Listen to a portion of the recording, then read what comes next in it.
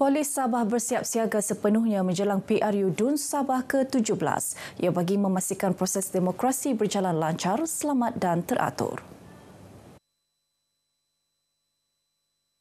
Kita menggunakan sejumlah lebih kurang 8,900 personel untuk bertugas sepanjang pilihan raya ini, yang mana seramai 1,200 personel kita dapat bantuan daripada pihak Bukit Taman dan juga di kontingen Sarawak. Beliau berkata demikian pada sidang media di Kota Kinabalu. Datuk Jaute turut memaklumkan bahawa penyelarasan bersama SPR dan agensi lain telah pun dilaksana, termasuk mengambil kira faktor monsun timur laut yang dijangka melanda November depan. Polis Sabah komited memastikan ketenteraman awam terpelihara dan pilihan raya berlangsung aman tanpa gangguan. Menjelang PRU DUN Sabah ke-17, golongan wanita akar umbi menyuarakan harapan agar kerajaan baharu kelak terus memperkasa agenda pembangunan dan kesejahteraan rakyat. Duli Simon ada perkongsiannya.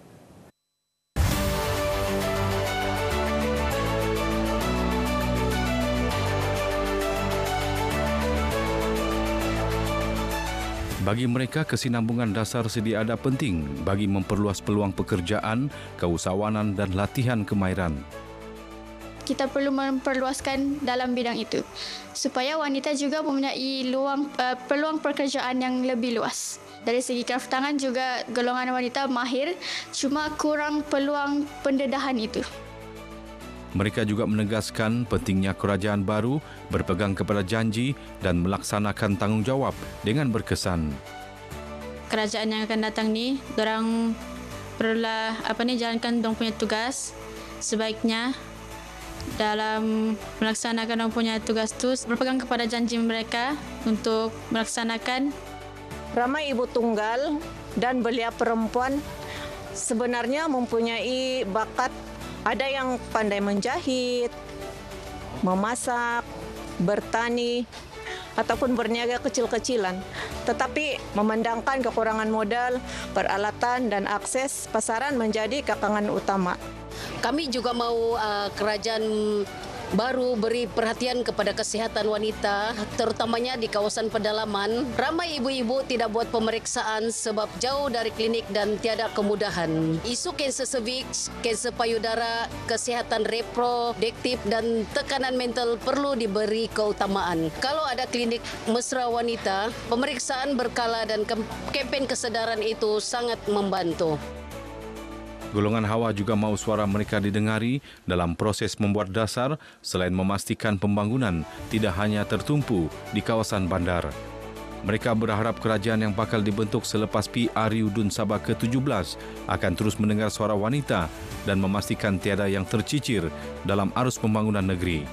Duli Simon, RTM.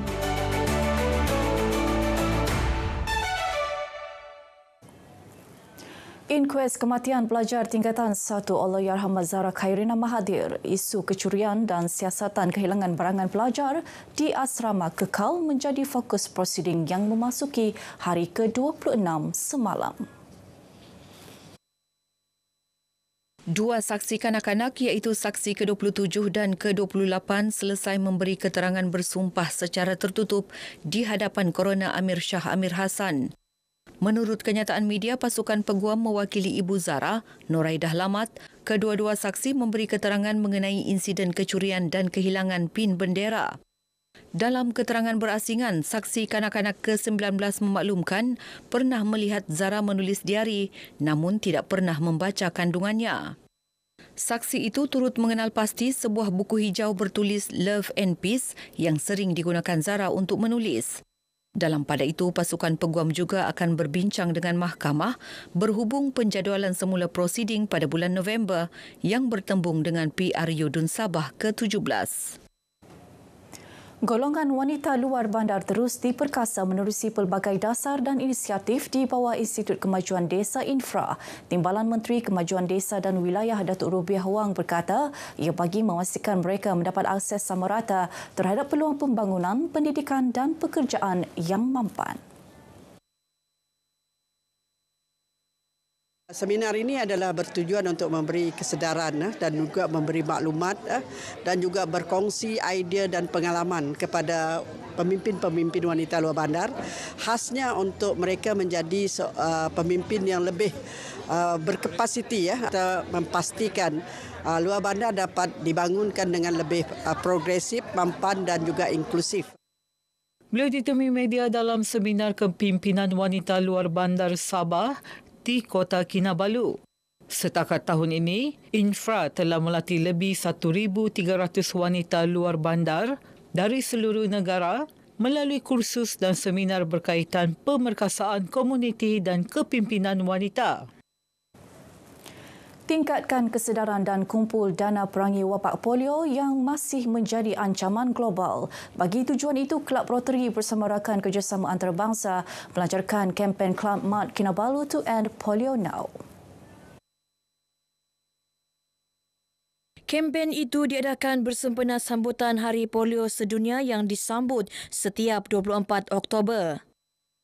So that's the reason why it is important for us to continue to create awareness, and that's what we are doing here, create awareness to the members of the public by doing something extraordinary, which we have been doing this since 1985. Seramai 28 ahli Rotary dan Friends of Rotary dari Distrik 3310 merangkumi Brunei Darussalam, Singapura, Sabah, Sarawak, Johor dan Melaka serta Distrik 3860 dari Filipina menyertai kempen 3 hari itu bermula semalam. Dana yang dikumpul menerusi program Polio Plus itu akan digunakan bagi membantu usaha imunisasi di kawasan berisiko tinggi termasuk di Gaza selepas berlaku wabak akibat konflik peperangan. Tourism Malaysia Sabah komited memperkukuh kerjasama pelancongan antara negeri khususnya dengan Kedah melalui program B2B Experience Kedah 2025. Pengarah Tourism Malaysia Sabah Haryanti Abu Bakar berkata, industri pelancongan kekal antara pemacu utama ekonomi negara. Justru kerjasama itu penting untuk merancangkan promosi pelancongan domestik menjelang kempen Melawat Malaysia 2026. Ketika ini terdapat 21 penerbangan terus seminggu menghubungkan Pulau Pinang dan Kota Kinabalu sekaligus membuka lebih banyak peluang pelancongan antara Sabah dan Kedah. 14 agensi dari Kedah dan 40 peserta dari Sabah terlibat dalam program tersebut. Kebersihan tandas mencerminkan imej dan tahap kebersihan sesebuah premis makanan. Justeru pengumuman Kementerian Perumahan dan Kerajaan Tempatan KPKT untuk memperketat syarat kebersihan tandas premis makanan mulai Januari depan merupakan langkah tepat. Itu reaksi beberapa peniaga dan pelanggan yang ditemui RTM di sekitar Bandaraya Kota Kinabalu. Saya fikir bagus arahan ini kerana pelanggan ni hanya bukan datang untuk makan saja rasa sedap ataupun bersih suasananya, tetapi toilet memang jadi kayu pengukur kepada pelanggan yang tahap kebersihan satu-satu premis makanan tu. Kebersihan tandas adalah faktor utama yang menyebabkan saya memilih satu-satu premis untuk menjamu selera di premis itu bersama keluarga saya. Sebab kebersihan tandas ni adalah faktor yang paling utama untuk kita tahu kebersihan sesuatu premis tu, tahap kebersihannya macam mana. Sebelum kita masuk satu-satu tandas itu, kita memastikan bahawa keadaan tandas itu bersih, kemudiannya seperti sabun, tuala. Tetapi apa yang saya dapati di BTC di Betatan amat memuaskan hatilah. Mulai Januari 2026, kebersihan tandas menjadi syarat utama pembaharuan lesen perniagaan.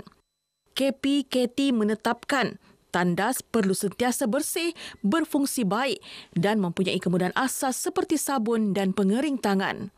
Selain keperluan untuk mempamerkan poster 7 langkah cuci tangan dan memastikan tiada sambungan terus antara tandas dan kawasan penyediaan makanan. Baik, sekian paparan berita pagi Sabah kali ini. Menyusul selepas ini berita pagi Sarawak bersama Buma Wayne di Kuching. Malaysia Madani, rakyat disantuni.